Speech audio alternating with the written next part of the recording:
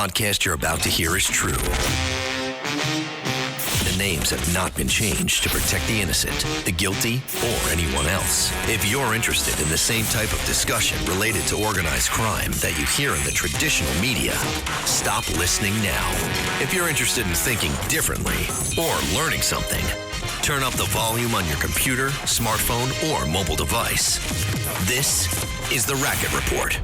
Here's Frank Morano. Welcome to The Racket Report. I'm Frank Morano. This is the podcast that tries to take you inside the world of organized crime. You know, so often when it comes to looking at the world of organized crime, especially La Cosa Nostra, we tend to focus on, for lack of a better description, the glory days of the mafia and the people that get profiled, the people that they write books about, the people that they make movies about are folks like Bugsy Siegel, Meyer Lansky, Frank Costello, Lucky Luciano. However, time and again, when I'm out and about and people ask me questions about the mob, the number one question that I get is, what's the mob like today? And maybe it's because of the diminished influence of La Cosa Nostra. Maybe it's because there are so many other types of organized crime groups. Every ethnicity seemingly has its own organized crime entity these days. Maybe it's a factor that I'm not even realizing, but it seems like the mafia today is far from the front page of the news, unless there's a high-profile criminal indictment or a murder, which is increasingly rare. You very rarely hear about the mob today, so it's a much more difficult thing to find experts in the way of a historian or in the way of a journalist or a commentator that really knows a thing or two about what's happening with the mob today. Somebody that does is Jeff Nadu. He does the Sitdown, a crime history podcast that delves into the long, obsessed archives of crime. But unlike so many of the other people that do podcasts about organized crime that all interview the same 20 people or cover the same 20 chapters in mob history, his podcast and his YouTube channel is really an incredible source for finding out what's happening in the mob now, what's happening in the mob post-1980. And it's his podcast where you can really learn about so many of the mob figures that are still alive, which is an increasingly rare thing to do. Very, very pleased to welcome to the Racket Report the host of the Sitdown, Jeff Nadu. Jeff, thanks so much for joining me on the Racket Report. Thank you for having me, Frank. I'm a big fan of your show. I listen to it quite frequently, and I'm happy to chat with you about the mob. It's always fun to delve into unorganized and organized crime. Well, that's nice of you to say. I want to, I usually end every episode of this podcast with the same question, and I'm going to ask that question of you first, which is, a lot of folks say that what you do, maybe even what I do to some extent, that there's a risk, a danger that we're glamorizing a world of gangsters, murderers, thieves, and trying to make money or get famous by chronicling the horrible deeds of horrible people. I'm sure you've heard that criticism once or twice yourself, Jeff. What do you say to that? When people may criticize what you're doing with the Sitdown, which I think is terrific, and of all of the areas where you could choose to spend your time and your substantial talents, what do you say when people take issue with you focusing on the world of the mob? Well, Frank, I always just relate it back to just the world of true crime. And I think the mob genre is just kind of a facet of true crime. I mean, true crime is the most popular podcast genre there is. I mean, everyone likes learning about, a murder or, a famous serial killer. I've just found it interesting to just find one group of people. And look, Frank, the mafia is fascinating. The best movies ever made surrounded the mafia. So I don't feel like, for me, I'm glamorizing anything. I don't look up to these people. I don't have any sort of romanticism towards them. I think they're all very bad and depraved people, but I think they're an important part of the history and fabric of America. I mean, at one point, they were people that literally ran this country in a way. So look, nobody gets on the people that make Goodfellas or The Godfather or anything else. But for me, it's more of just an arcing thought of true crime in general. It's a huge, very popular genre. And I think when you look at polls as far as Americans consuming content, I think like 20% say that true crime is their favorite. So for me, I just kind of related to that. And it's part of that whole overarching world. A lot of folks wondering how someone like you becomes an expert in this. What sparked your interest in this initially? How'd you get started? Well, honestly, Frank, I mean, the show that I created was really just a hobby. I mean, I've always found the mafia interesting. I mean, when I was, a young kid, I was always watching the films and TV. And I remember when I was, 6, 7 years old, I remember seeing John Gotti on TV. And I remember watching the 1996 film about John Gotti on HBO. And I guess it was just always something I had an interest in. My father and I used to watch the films, and The Sopranos was on in my house. And I guess I was just always fascinated with history and that history. I can't really say I don't have a connection to it. I have lived in Philadelphia, and there was a mob presence there at one point, but I wasn't out hanging out. I didn't know anyone. No one in my family was in that world. It was really just a hobby that I stumbled across and found interest in, and decided, hey, I'm going to take a shot with this one year, and it ended up working out. And I don't know that I would say I'm an expert. I'm just someone who puts in the time to A, find legitimate sources, B, make connections, and people feel comfortable talking to me about things. And I guess they just know where to find information. I guess that's the biggest thing, investigating, You know what? You just nailed it. Whether you're talking about politics, whether you're talking about the mob, whether you're talking about sports, whether you're talking about entertainment, I in my experience, what you just cited is the single most important aspect in creating any content, whether it's a podcast, a radio show, a website, a book, a magazine, that's worth listening to or reading or consuming. It's putting in the time.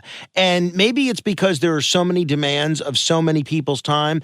I find maybe that's what makes you rare, and a couple of other people that do this, is that you're willing to put in the time, and it shows in the product that you put out there. So I think that's an important thing for people to keep in mind across the board, that if you don't have to be born a genius, you don't have to have some sort of a connection to anything. And again, I'm not just talking about mob content, but anything that people are interested in covering or commenting in.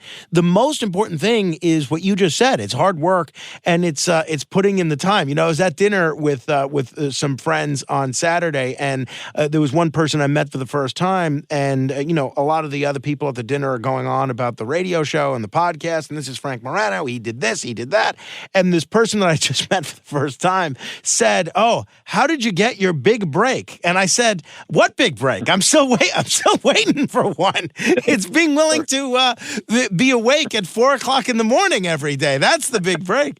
Right. But let me not digress. All right. A lot of folks wondering, as I alluded to in our introduction, what the state of the mob is like today. Even as recently as the 1980s, early 1990s, wasn't unusual to see a mafia-related story in the newspapers every day. These days, they're few and far between. Has the mafia just gone away?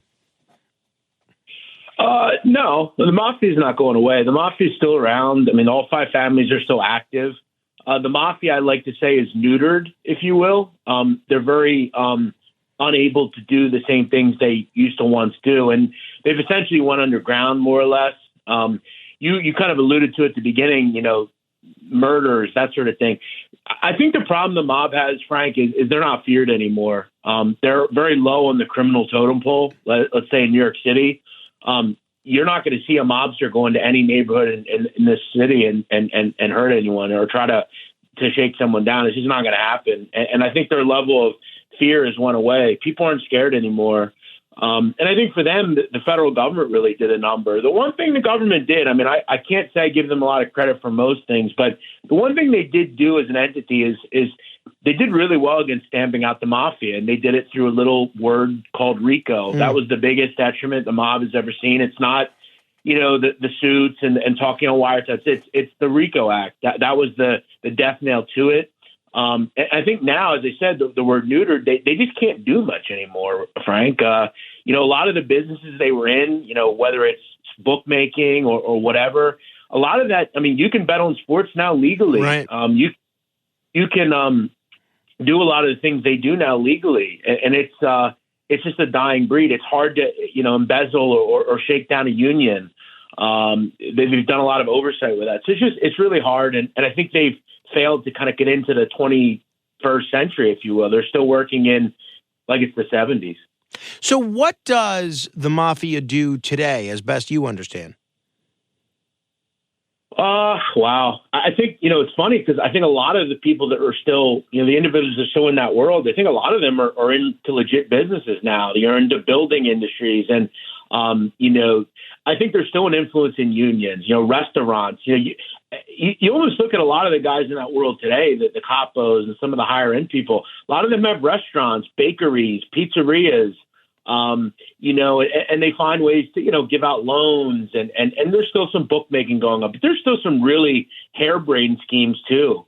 Guys that are trying to still sell drugs or get involved in lottery scams or fake union infiltration. I mean, there was an indictment a couple of years ago involving the Colombo and Bonanno crime families where guys had a safety school. It was like a construction safety school, and they were throwing out fake, phony OSHA cards, and they were trying to make money with that. I think they're just trying to find whatever they can to make a dollar. I think a lot of the guys that are in that world, if you don't have a legit business by now, you're just kind of scraping and clawing. And the thing about the mob, Frank, a lot of people don't realize, a lot of the guys involved with it today are in their 70s, some are in their 80s.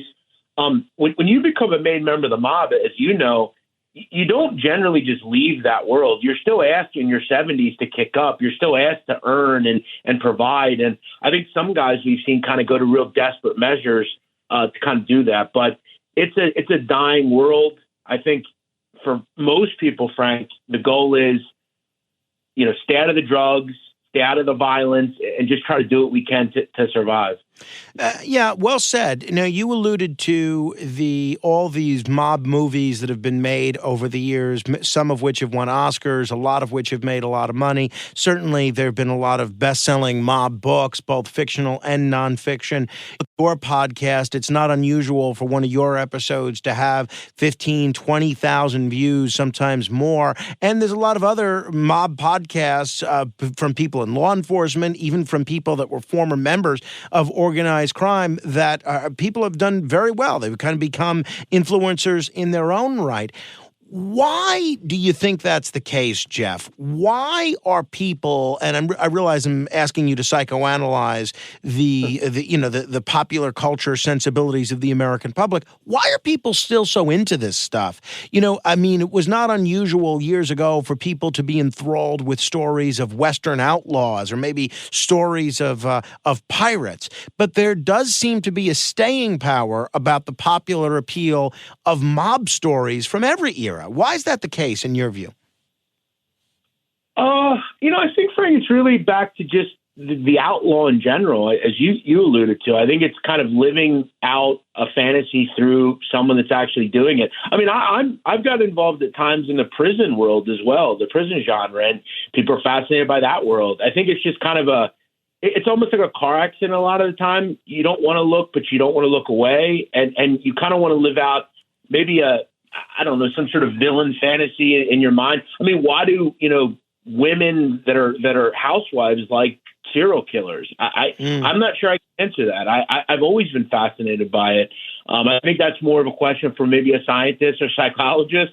I don't know. The mob's particularly romanticized, though, and I think it's a lot of due to the fact that they do a lot of crimes that are more victimless per se. They're out sticking people up and carjacking people. They're, doing stuff that generally the public necessarily isn't affected by. What's weird, though, is mostly all the things they do, the public is affected by. I mean, back in the day, the mob had their hands in the garment industry and the chicken industry and all sorts of things. And the public was dealing with that when they went to the grocery store. The store owner on the corner that you're buying bread from is being extorted for $40 a week. So I'm not sure. That's a good question. I've never been able to answer that.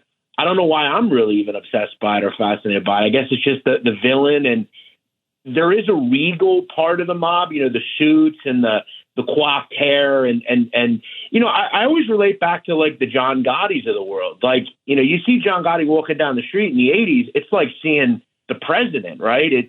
He had this way about him. And I'm not sure we can subscribe or describe why. It's just there, I guess. I don't know. Yeah, no, and people have described the same sort of aura around somebody like Joe Colombo, 20 years before that. But that does make a lot of sense. Jeff, you alluded to you being from Philadelphia. I'm from New York, and in the New York, New Jersey area, or at least North Jersey, there are 6 mafia families. In Philadelphia, whenever the mob is talked about there, you always hear discussion of the Philadelphia mob family, the Philadelphia crime family. Why is that the case? Why might a city like New York have 5 families, whereas a city like Philadelphia, albeit, much smaller in population, but still very influential, a city like Philadelphia, Buffalo, Detroit may just have 1? Is it just a function of size, or are there other factors? Yeah, I think it's really just a subject of size. I mean, back in 1931, when the commission or the governing body of the mafia was formed, back then in New York City, there were 5 families. They were the groups of people that ran the different areas. And I think back then it was more of kind of a neighborhood or borough thing, right? Like certain families were in certain boroughs, et cetera. I've always wondered in some of the bigger cities why there haven't been multiple families, but that's a great question, Frank. I'm not sure I can answer that. I guess it's something I never really thought about. I guess it's just how it is and how it was. What's interesting, though, is when I want to say it was 1963, the FBI intelligence group put out a report of how many families there were at the time. And we're talking about, I want to say there were around 30 at the time. I would say today there are probably, it really depends who you talk to. But you would say the New York 5 families, New England, Philadelphia, Buffalo, Detroit, Chicago, and New Jersey. That's about it in Philadelphia. There's, I would say, 9 or 10. So you can see how many families have either been defunct or went just kind of quiet. I mean, you have so many defunct groups now. It's really amazing how it's happened over the last 60 years, how it's just kind of disappeared. And again, you think that's a function of RICO? Oh, absolutely. Combined with all these activities that used to make the mob a lot of money, like gambling, for instance, being legal. Sure. And you look at, I think what's interesting is like some of the families back then, let's say in the early 60s, they were small groups, right? Like the San Jose crime family, very small, places like Dallas. And what's interesting, a lot of the families, let's say in Dallas or St. Louis or up in Milwaukee, they were subsets. And that kind of goes back to your question of like Chicago didn't necessarily have multiple families, but like Milwaukee reported to Chicago in a way, Springfield, St. Louis, even Kansas City was an arm really of Chicago. So, and I think when you look into like Detroit, they were kind of a subset of maybe another city or two. So I think in a way they had bigger families associated with them, but they were all their own cities, if you will. Interesting. Talking about cities, everyone thinks of large cities having a large mafia presence, places like New York, Chicago, even Montreal. You've chronicled how there are actually some smaller towns that have had a pretty significant mafia presence, places like Chester, Pennsylvania, or places like Hamilton, New Jersey. How does that come to be? Why does a small town like Hamilton, New Jersey, with less than 15,000 people, how does that come to be home to a mafia presence? Well, that's a great question, and I'll kind of relate it, I think, really just to the population. Hamilton, New Jersey, was a haven for Sicilian immigrants for a long period. I've done a video on a person called Ron Previty. Ron was a cop who ultimately became an associate of the mafia in Philadelphia, and his family was from West Philadelphia, but eventually there was a Sicilian population in Hamilton, and they decided to kind of move to that area. I think it really just comes down to population. I've done some research recently into Birmingham, Alabama, and back in really from the early 1900s to like 1935, there was a large influx of immigrants that came there from Sicily. And I think any place you had at the time a large Sicilian population, whether it be through migrating there or whatever, you look back into New Orleans, the first notable mafia in this country was in New Orleans back in the late 1800s. And those were people that came over from Sicily, and they brought what they had going in Sicily. I just think it really comes down to the population. If there's a large Sicilian population in an area, no matter how small, Hamilton's more of just kind of a wing, I think, of Philadelphia or the South Jersey group, Atlantic City, that area. And I kind of put it all into one. But I think it really just comes down to Sicilian population. A lot of these places had large Sicilian populations at one point. One of the things that you do that I alluded to in commenting on things that are a little bit more current than what a lot of other folks who do this or have done is you have the risk of people that are still alive hearing what you've said about them. I am curious, have you said anything that has caused anybody, law enforcement, an underworld figure, a cooperator, to take issue with what you've said, and what's been their reaction? Yeah, I deal with that all the time. I mean, a lot of the time, though, now I'll have lawyers that'll contact me and say, hey, my client heard this, and he would ask that you take it out. But there's always a respect where a lot of the guys always say, my client respects what you do. He understands you do. He just asks that you don't do this, you do that. And I think generally if people are cool, I behave pretty well. I don't So what care. do you do? Let me ask you, what happens if you've posted something that someone will ask you, can you edit this or can you take that out? Do you adhere to the request? No. I generally don't.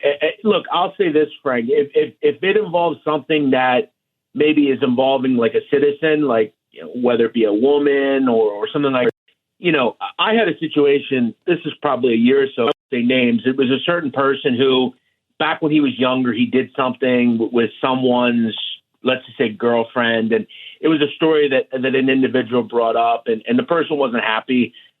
Stuff like that, I'll edit out. But as far as if someone contacted me and said, hey, my client doesn't like the fact that you're portraying him as a mobster, I generally would just tell the person, well, then your client shouldn't be a mobster, that he shouldn't be. But to me, I'm not someone who those folks have bigger fish to fry than what I'm saying about them. I don't ever pull stories. I don't make things up. I go off of what I find out, what I know. I don't go off cold cocked either. I'm not going to release something that I can't show paperwork or show a proof in. I do go a lot off conjecture in certain ways with some of the federal government stuff. But I think for me, I try to just, if I can't find a double source, I don't try to put it out. And there are times where people are upset. I've heard people have been upset, but I've never had a negative interaction, to be honest. I just try to be fair and be balanced and try to be respectful. I don't call these people out and call them names or anything like that. I might not be necessarily scared of them, but I'm not gonna disrespect them either. Imagine this. The best pasta sauce you have ever tasted sits abandoned on a plate. Wasted sauce. That is a tragedy. If only you had used Barilla al Bronzo pasta. Its bronze-cut texture holds your sauce and scoops up every last drop.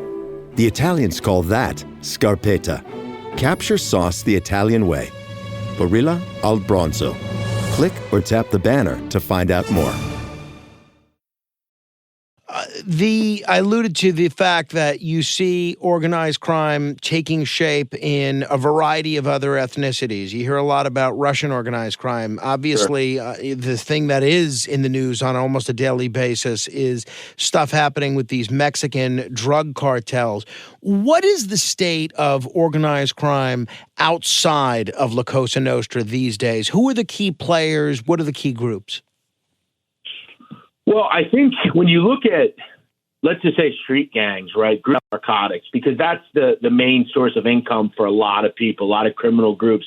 Every one of them is getting drugs from Mexico. They're getting them from multiple groups. And, I think I always hear something funny when people mention the word cartel. People call it like it's one big group and it's one entity. There are many drug cartels. Some have more influence than others. Some are more regional. and some are transnational, like the Sinaloa cartel, groups like that. They essentially are the top dogs of organized crime in this country. Any street gang that's moving narcotics at a high level, they have some sort of connection to a high-level drug cartel. You're not getting drugs from anywhere else but Mexico most of the time. There's no one really anymore with links directly to Colombia or Ecuador. You're getting them through a middleman, and they're coming in through Mexico. They have the, I guess, carte blanche to sell things, at least in this country. So I think, and that's what I find interesting, Frank, about how much violence there is that goes on in these cities. I think one of the reasons that we don't ever have a lot of solve rates with a lot of these crimes is I think it's being done by, hitmen and people that are contracted to do these things. I think people screw up, they make mistakes, and they have to pay for those things. But I think the people that run these gangs nowadays are mostly drug cartels. They're the ones giving these drugs to people, and they run these corners, basically. Just to go back to Italian organized crime, one of the things that we've heard rumors about for years, and whenever you're talking about political figures, it becomes very difficult to tell what's an attack from a partisan of one political party to the other versus what actually might be rooted in some truth. But somebody that's been mentioned regularly as being at least associated tangentially with organized crime is the father and the grandfather of the former Speaker of the House, Nancy Pelosi, who obviously grew up in Baltimore, even though she's better known for representing the San Francisco area in Congress. What do we know about Nancy Pelosi's family connections with the mob? Yeah, so Nancy Pelosi's father was connected to a guy called Benny Magnotta. Benny Magnotta was a member of organized crime in and around Baltimore. Now, what's interesting about Baltimore, it's kind of, again, one of those really small areas, right? You don't think of the mob when you think of Baltimore. But back in the day, the Gambino crime family, this was back in the 50s-ish, they decided to send a group of people to Baltimore to kind of grow the kind of rackets. And they went down to Baltimore and they sent a bunch of people down. A lot of guys from the Bronx went down there. And there was a guy in the 80s, Joe Gallo. He would eventually become the consigliere of the Gambino crime family. He was kind of the liaison between Baltimore and New York City. In fact, at one point, John Gotti actually went down there and had a visit. But Thomas D'Alessandro, who was Nancy's father, he was connected to one of the members of the Gambino family that was in Baltimore at the time. He was a boxing guy, this guy, Benny Magnotta. Someone else that gets mentioned regularly on the Republican side of things, someone that was pretty influential in the Trump campaign in 2016 and then served as an advisor to President Trump in the White House. These days, she's a fixture on the Fox News channel, someone that I've known fairly well over the years, but she has never seemed to enjoy talking about this, is Kellyanne Conway. Her grandfather was a pretty serious mob operative, wasn't he? Yeah, there's been rumors that I believe her grandfather and father had some sort of connection to the mob. It was a South Jersey guy. I want to say his last name was Di Natale. And I want to say he was from, you mentioned Hamilton. I want to say he was from that area, I believe. Yeah, well, that's where she's from. She was the Blueberry Princess of Hamilton, New Jersey. Very, very good, correct. But yeah, I think a lot of those guys were associates. They may have, and that's the thing, Frank. The word associate's really interesting because, an associate could be, a driver. It could be a business owner that, maybe rents a boat out for somebody. It's really a loose term. But I want to say at one point, so Frank, back in the day, Pennsylvania, New Jersey, I want to say a lot of the states did this. Every 4 years, they would release something called an Organized Crime Commission report, and they would go into influence of organized crime really at every level, whether it's biker gangs, the mafia. And I want to say in the early 90s, I read that the grandfather was mentioned a lot and identified as a South Jersey mob associate. But I don't know much more deeper than that. I mean, it was a long time ago. But I do want to say he was close to someone in Hamilton and Nicky Scarfo. You did a terrific video recently, and I want to encourage people to just subscribe to your YouTube channel. They can just type in the Sitdown and Jeff Nadu on YouTube. It comes right up. And it's really one of the things that you do that really appeals to me, which is you take something that's a well-documented aspect of mob history, and then you dig a little deeper in a very conversational manner, in a way that's easy to understand, to an aspect of that history that's not well known. You did something recently where you chronicled the people whose testimony Sammy the Bull Gravano helped put in prison. Obviously, everybody knows Sammy Gravano's testimony against John Gotti, but I don't think people realize the other folks that Gravano helped put in prison. Give folks an idea of some of the other people that Sammy Gravano helped put away. Yeah, I think we always just think of like Sammy and or we think of Sammy, we think of the John Gotti's and the Chin Gigantes, but Sammy put a lot of people in prison. He put union officials, he put corrupt cops, he put other gangsters. He put guys that I think really had never done any prison time. I mean, one of the most influential people in the history of the Gambino crime family was a guy named Jimmy Brown Failure. Jimmy was a guy who literally owned the garbage hauling industry and the carting industry. He was making millions of dollars on a monthly basis through kind of being a point man and cornering that world. And Jimmy had never been to prison. He was incredibly cautious, very weary. There was a report in 1983 that when the FBI was bugging Paul Castellano's home, Jimmy was in the presence for hundreds of hours of meetings, and they didn't catch him, I think, more than like 5 words the entire 6 months they were in there. He was very cautious. And in the 80s, he had a person, I think it was late 80s, he had a guy in his crew that was testifying before a grand jury. They went to the top of the family to have the guy killed, and Jimmy kind of ushered the thought, and they got him on conspiracy, and Sammy kind of contended that he was very much a part of it. Jimmy got 7 years, and he died in prison. And I heard stories that the entire time Jimmy was in prison, all he did was scorn the name Sammy. So I think, we don't think back to guys like that, but you look at, some of the murders Sammy went on. They went on a murder of a guy named Francesco Oliveri. Sammy put 5 guys away through that. The Gambino brothers, Lorenzo Menino, Bobby Cabert Basaccia, a lot of high-ranking people. And it's not just in the Gambino family. I mean, Sammy was integral in the Windows case in putting a guy like Benny Eggs Mangano, who was underboss in the Genovese crime family under Chin Gigante, put him away for a period of time. It wasn't just John Gotti. I think we always kind of think of that, but it put a lot of other people away too. Yeah, no, and that's why people should check out this video, because it really is quite informative. You mentioned Lorenzo Menino. Most people these days believe that Lorenzo Menino is the boss of the Gambino crime family. And it's funny, years ago, it seemed like everybody, the rank and file person on the street, could tell you who the head of the Gambino family was, who the head of the Colombo family was, who the head of the Genovese family was. These days, it almost reminds me of the decline of interest in heavyweight boxing, whereas years ago, everybody knew Mike Tyson was the champion, everyone knew Evander Holyfield was the champion. You stop 100 people on the street today and ask them who's the heavyweight champion of the world when it comes to boxing, I think 99 of them probably couldn't tell you. What do we know about the 5 families and their leadership today? Who's in charge, or at least rumored to be in charge? Well, I think we can give, I think to me, I can give you a pretty clear picture, but I think I always say it's truly, I guess you could really truly say we don't know who any of the leaders are. I think we have an idea.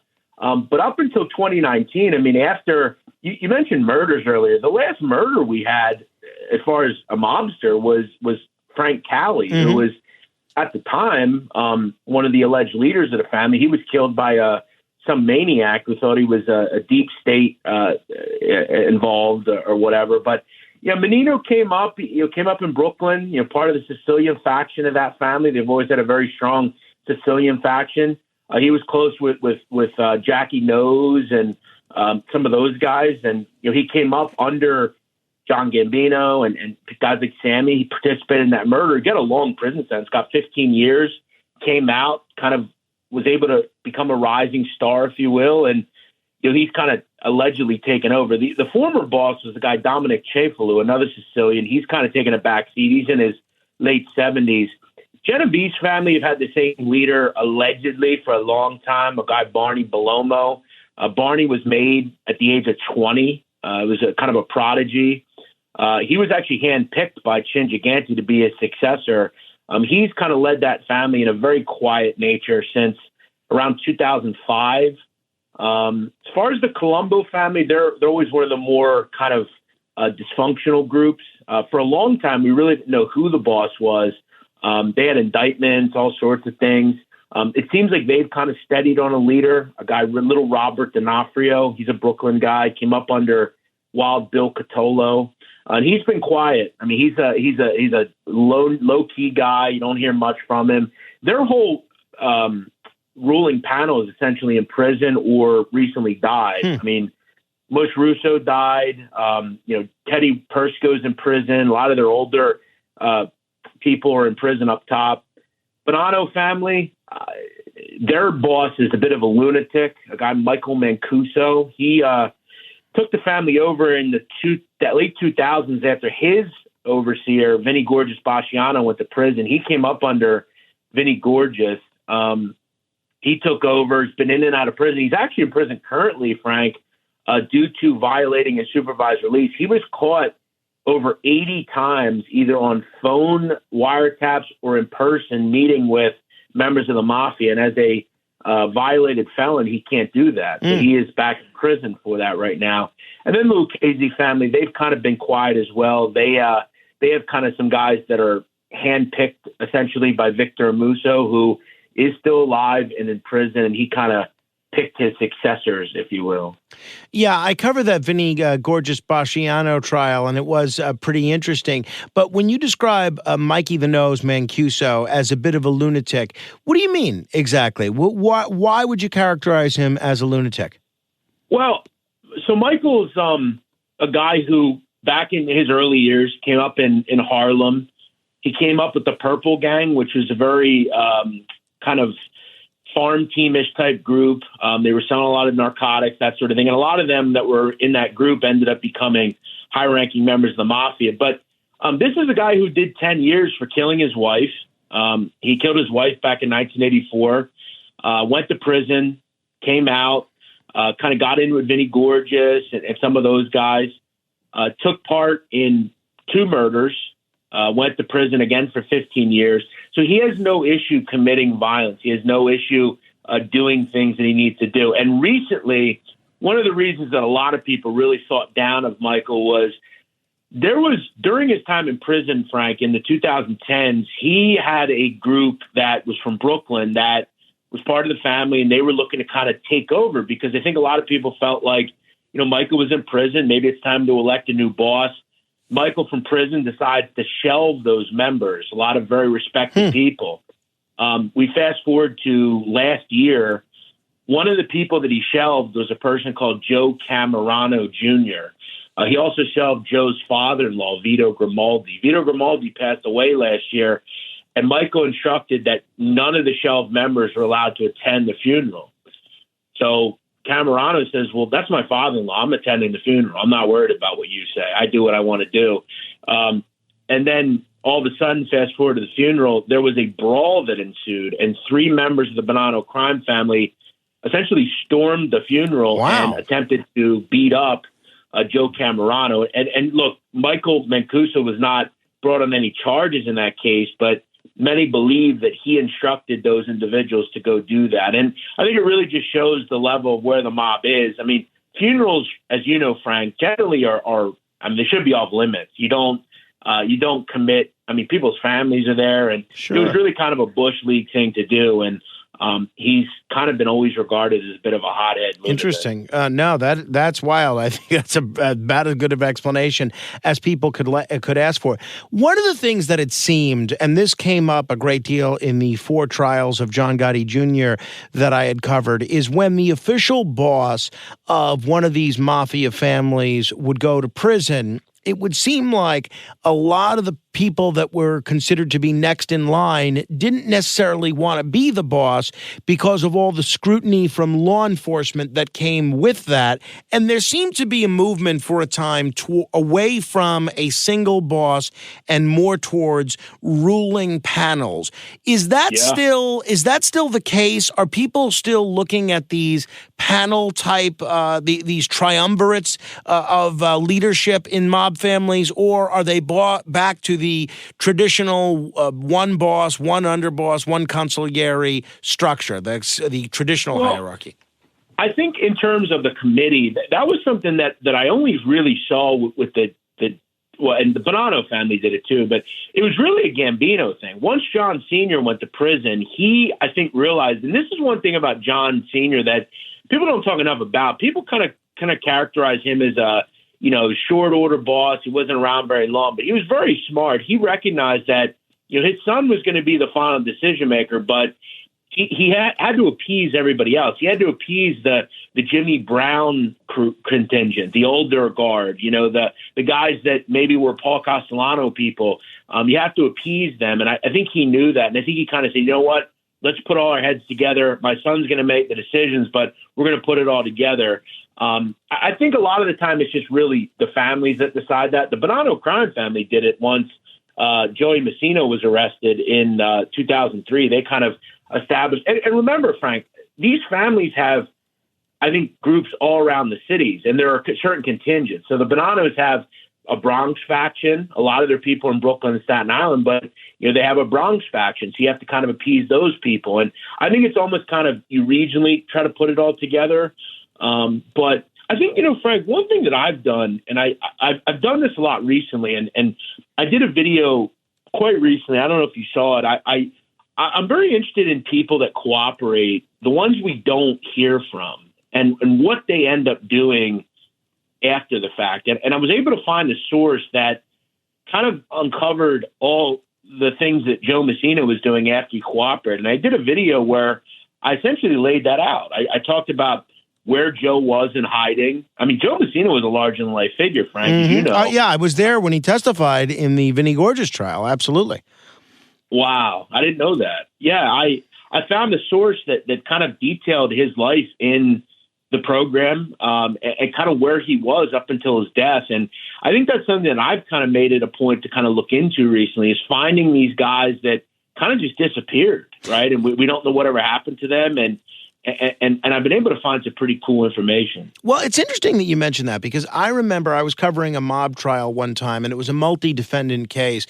And I was having lunch with all the defense attorneys, and they were doing what defense attorneys traditionally do, which is, basically talk smack about everybody. And number one on their list was all the cooperators that were testifying in that trial against all of their clients. And number two on the list was the FBI and the prosecutors that would enable and embolden this kind of conduct. And one of the lawyers sort of said aloud to everybody at the table, he says, where do all these guys go? Is it like My Blue Heaven, where there's a whole neighborhood of these guys all holding court on an Olive Garden every day? And I thought it was an interesting question. Everybody kind of laughed when he said it, but I think a lot of folks may wonder what becomes of someone once their cooperation ends with the federal government, after they've testified, after they've given their information. Joe Messina, obviously people don't know, was particularly noteworthy because he was the first full-fledged boss ever to become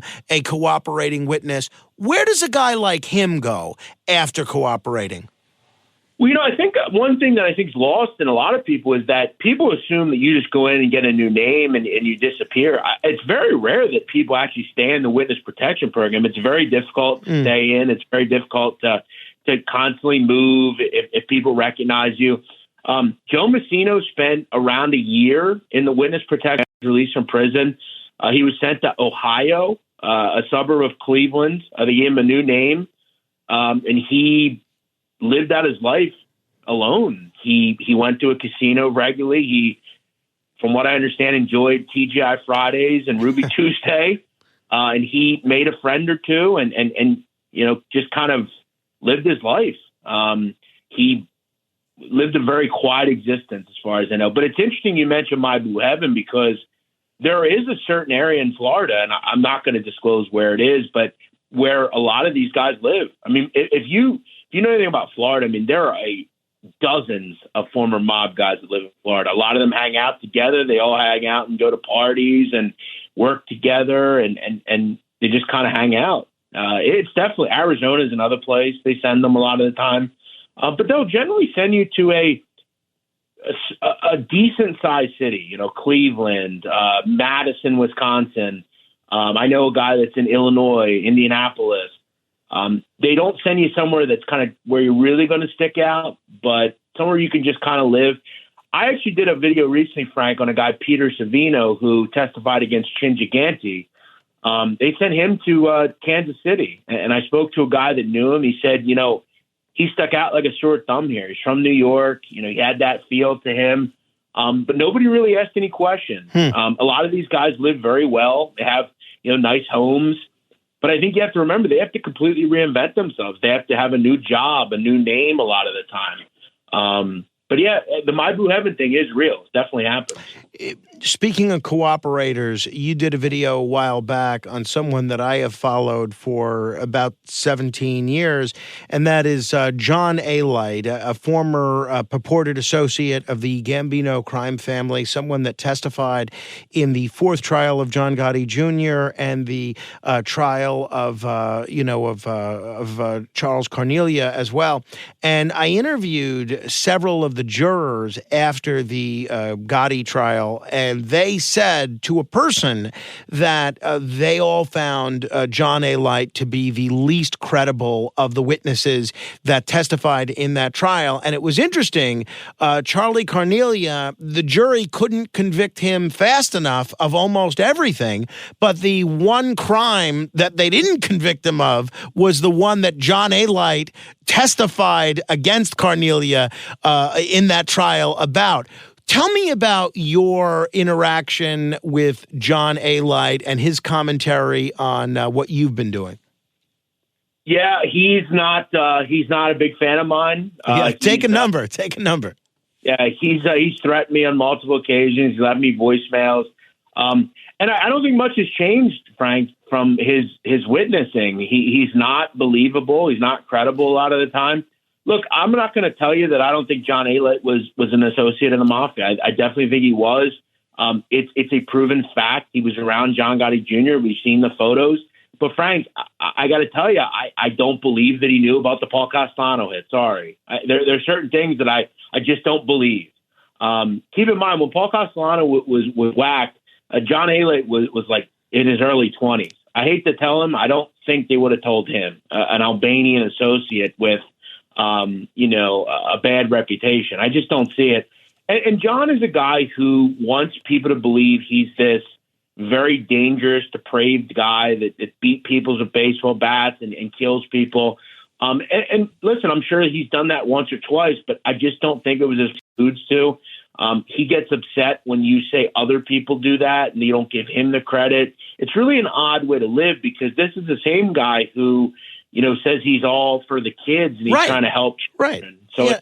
I think, and I don't mean to interrupt, but to me, this is kind of the worst type of person. I mean, he spent his entire life as a criminal, a violent criminal, breaking every law that can be, stealing everything that wasn't nailed down. And then when it came time to pay the piper, he had no problem turning on all of his criminal cohorts and completely lied. And that's not my view of what he did, but it's everything that he said under oath was backed up, was completely contradicted by not only other people's testimony, but letters and primary sources of every variety. His brother has questioned the things that he said. His ex-wife has questioned the things that he said. Not questioned, outright discredited the things that he said. And as I mentioned, two separate juries found him not credible, and yet he is now at liberty, out in prison,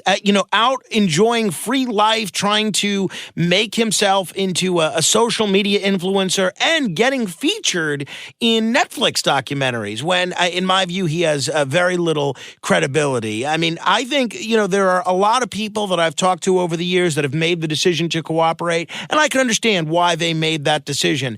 But to me, John A. Light is the textbook definition of really the lowest of the low, somebody that I personally have no respect for. So you're in good company if he's a critic of yours. Well, I'll tell you this, Frank. I mean, he's not the only one, though. I mean, there's a lot of these individuals out there that, listen, I think I never judge them. I'll tell you that. I don't think, it's something that I would do if I were in that world, but that I'm not in that world, so I don't judge them. But there are ones that I think are a little worse than others. But he's not the only one. I mean, a lot of these guys are real low-level type of people, and they're not fans of mine because I don't work for anyone, Frank. I do my own work. I do my own research. I thought I was very kind to him in the video I did on him. I tried to be fair. I tried to not take people's opinion. He says I work for the Gaudis and I'm paid by them to talk. And I think if you know me, that isn't true either. So I don't get it. But he's not the only one.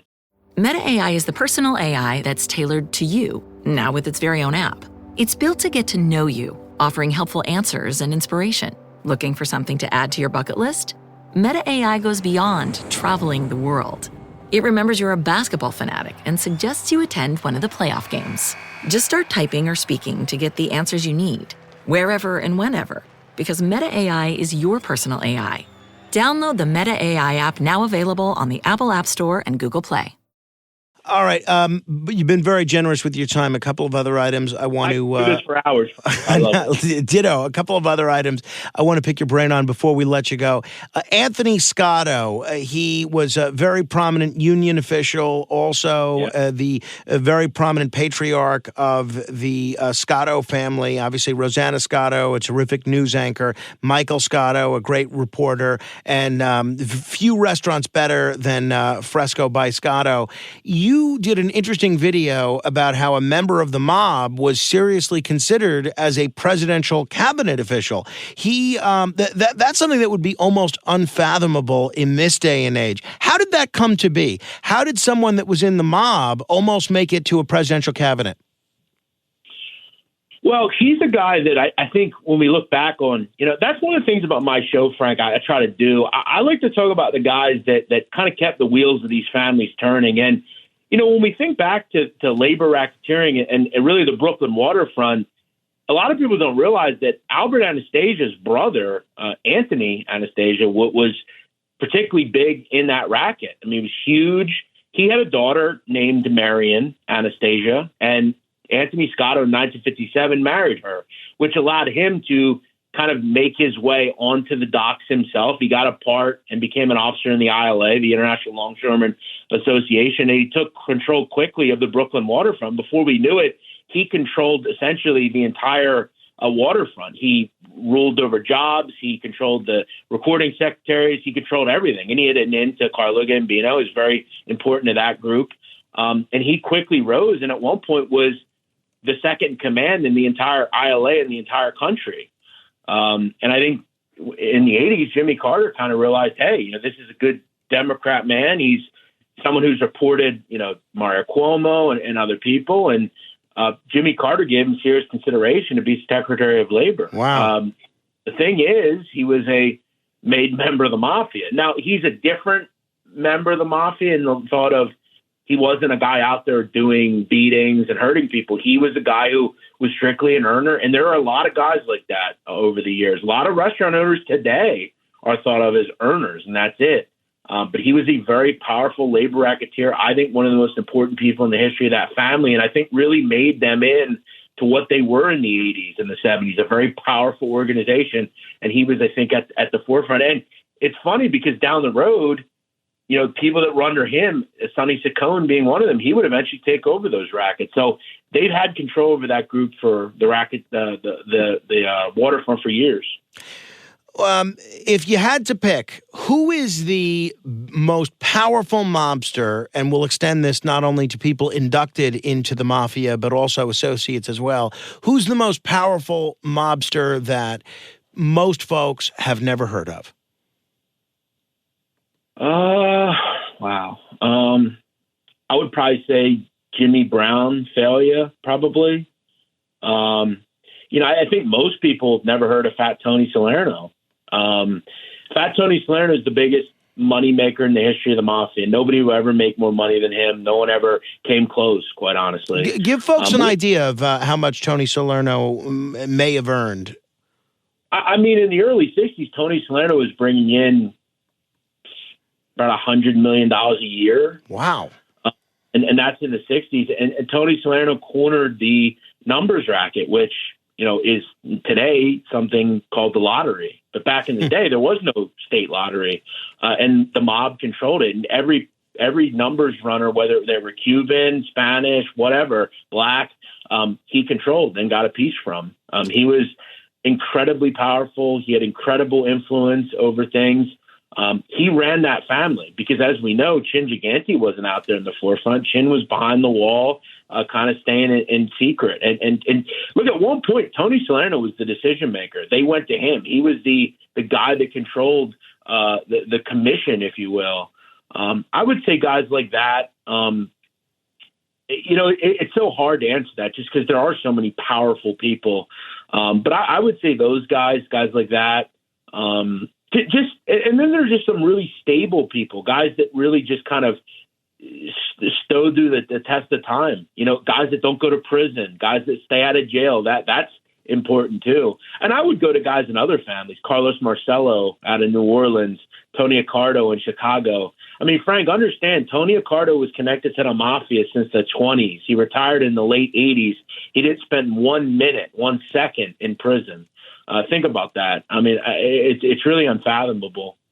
You're exactly right. Hey, recently there was a major anniversary of the TV show The Sopranos. There seems to be a whole rekindling of interest in The Sopranos for a variety of factors, not the least of which I'm sure is the fact that they recently came out with that prequel a couple of years ago. But young people that weren't even alive when the show debuted 25 years ago devoured the show. And I recently rewatched it because my wife had never seen it. And it really does hold up well over time. And we've interviewed a couple of the people from the show, not only on this podcast, but on the radio.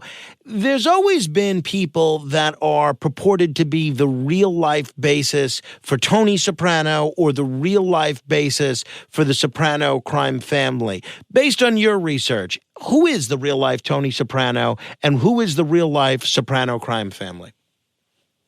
Well, the real life Soprano crime family is based on the Cavalcanti crime family. That said, when listening to David Chase and things that I've looked into, I don't know if there's one person per se that Tony Soprano is based on. There are certain portions of people, like, for instance, like Vinny Ocean, who's a guy out of the Cavalcanti, Vinny Ocean, Palermo. He owned strip clubs. And I think the thought was, strip club, New Jersey, Cavalcanti. There were parts of him that related to Tony Soprano. The difference is Vinny Ocean was actually from Brooklyn, and he became a cooperator. But I don't know if there's one person per se. I think there's several people. There was a guy back in the day, Richie the Boot Boyardo. A lot of people say has kind of certain things that Tony Soprano had as well. I would say it's more or less storylines, Frank, that are based on real things. If you remember in season 6, one of the characters is outed as a homosexual. Yeah. That happened in real life. That was a guy in New Jersey, John D'Amato. He was caught at a club and he was whacked due to the fact that he may have been homosexual. So I think there are storylines. We also know that a lot of people that were in the show were connected in some way to the mob or had some sort of dealings with the mob. But I don't know that any character's made off of just one person. I think it's a bunch of people, and certain storylines I've seen kind of portrayed in real life. One other one, in season 2, there's a calling card scheme. That actually happened. The Gambino crime family did that. Joe Watts, a couple other people. So I think they take certain real life events and make them into entertainment. Lastly, I'll end with this, and this is the question that I generally ask everybody. Based on your research and from what you can tell, not that you're in law enforcement or a criminal defense attorney or a mobster, at least as far as I'm aware, but based on what you can tell, what is the most accurate and most realistic film that displays or depicts mafia life? It doesn't matter the era, but what do you think the most realistic mob movie is? Well, I always answer this the same way, and people are always surprised, and they always belittle me for it, but I believe it. The Irishman, 100%. I think The Irishman was the reason I started my show. I was kind of I was inspired by the film. I've always found it super interesting of how far men are willing to go for that code, right? They're willing to completely ostracize everything in their life for one thing, and it's that code. And if you watch the film, I think the last 40 minutes are a masterpiece because it shows you what the end is for these people. And a lot of it is ostracizing everyone that cares about you for one thing. And in the end, everyone dies and they forget who you are. And I found that kind of sad in a way too, right? Like you watch the end of the film and it's like, wow, this guy, Frank Sheeran, you kind of want to feel bad for him. But this was a guy who was a terrible father. He was a terrible husband. He was a killer. He was the guy who stole from hardworking union people. And in the end, he died alone. And we almost felt sorry for him. I would say that was a great portrayal because I think it really shows what that life is. Most of the people, Frank, that we remember, around John Gotti or whoever, you know how they end up dying, Frank? A lot of the time, very poor and alone. They have nothing and no one. And the glory days have passed them. I would also say that the film Gotti, the 1996 film, I thought it was terrific. I think it's one of the best mob films ever made. I don't know if any movie particularly tells us what it's like just because they do take creative liberty, but I would say The Irishman and the Gotti film were great as well. All right. Hey, Jeff, I really enjoyed this. I hope we can do this again, and I hope people check out your YouTube channel. They can just search The Sitdown on YouTube, hit the subscribe button, and there's a lot of great content. Believe me, I steal a ton of great stuff from you. There's nobody better. I appreciate it, Jeff. Well, two things, Frank. You can steal anything you want, and I will hold you to it. You better have me back. Jeff Nadu, check him out on The Sitdown. Hey, if you enjoyed this podcast, I hope you'll give us a 5-star review on iTunes or wherever you get your podcasts. If somebody sent this to you, do us a favor and hit the subscribe button on any podcast app, and you can also forward this to someone that you think might enjoy it. If you have any feedback on anything that we've discussed, you're welcome to email me. My email is frank.morano, that's frank.morano at wabcradio.com. And until the next time we meet in cyberspace, I'll see you on the radio.